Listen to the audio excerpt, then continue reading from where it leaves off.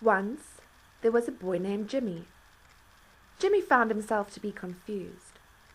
A sunny sky suddenly clouded. His character selfless and giving. He was happy. He ignored feelings of being used. He was helpful. He gave valuable help, the kind that time either turns into emotional support or materializes it into something that can be seen or bought. He gave as much as he could to those he came into contact with, to his family and friends. One day, Jimmy found himself left with nothing, receivers of his help having made little amends. Jimmy was an abused good deed. The tables having suddenly turned, it was now him who was in need. His door having been knocked on many times, he took to the street.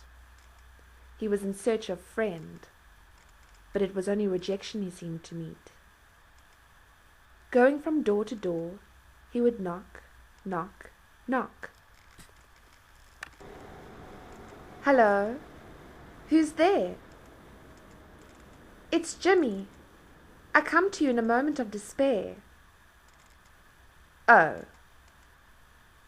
Can you help me, please?" Ooh, ah, blah, blah, blah, no." Jimmy's knocking had echoed through town. The no became louder and was said with a frown. Having searched everywhere, here, there, high and low, Jimmy was growing weary, suddenly feeling sad and hopeless. Where else could he go? The day turned dull. He shut his eyes tightly as tears began to well. Night. Seeing stars, Jimmy started to wish with all his might. He journeyed through his thoughts, his memories, and his dreams. In his meditating state, he was witness to a performance of his life scenes. Thunder, lightning. Jimmy's conscience's could've, would've, should've, didn't was frightening. He was suddenly angry. Observing his life, it was due to his giving that he was the creator of his own strife. But why? Rain. Jimmy started to cry as he felt an intense pain. He didn't want to be there anymore. He wanted to escape. But, never one to run from a problem, he ventured further, questing the source of the beating ache. It was easy to find. Jimmy knew he was in the right place when he reached his heart. He was welcomed by a bearded man, whose smiling eyes were kind. "Have a look, there, in your heart. What do you see, Jimmy?" There, in the middle of his heart, he saw a scale. "I see a balanced scale." "Good," said the man. "Now listen carefully as I tell you a tale." Two boys, Tim and Tom, were playing in the sand. Tim was slowly burying himself, and so Tom offered him a helping hand. Tim took the hand, and with it the arm. Tom trusted Tim, not believing there was any cause for alarm. With Tom's help, Tim escaped that sand. Being a beautiful day, they continued to play. Tim took to the seesaw. He needed Tom's help, else he wouldn't be able to lift off the floor. Up, down, up, down, up, down, stop. Tom was enjoying the sun. In Tim's company, he was happy and having fun. Tim was bored. He wanted to play a game he could win. Which game could they play? He pondered hard while tapping his chin. There they sat, resting in balance. Now, Jimmy, what you should know about these two boys is that from the outside they looked the same. They were identical twins. A person could only tell them apart when one of the boys responded to his name. When resting in balance, what you couldn't see was that Tom was filled with love and happiness. Tim was filled with jealousy and malice. Getting back to the story, knowing that strength was limited to a weak link, what is Tom's weakness? Tim grew in size as he started to think. Each maybe caused him to grow.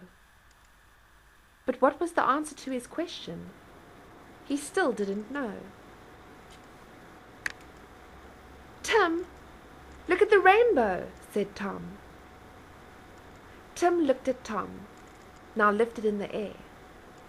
He looked in the direction Tom was looking in. I can't see it, said Tim in despair. Tim pushed and pushed, but didn't move from where he sat. Greedily, having filled himself with fear of losing, he didn't want to lose a game to Tom. Tim was suddenly fat. Oh my, said Tom. Tim, look how big you are. I can't move, and I want to see the rainbow, said Tim. From where he sat, Tom had a good view. His sight stretched far.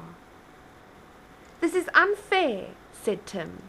Why do you always win and get to have fun? I hate you, Tom.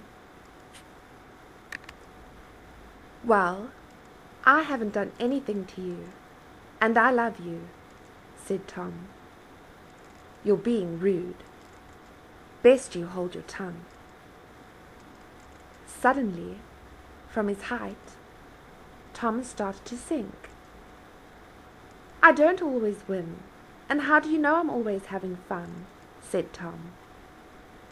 He was gaining weight as he continued to think.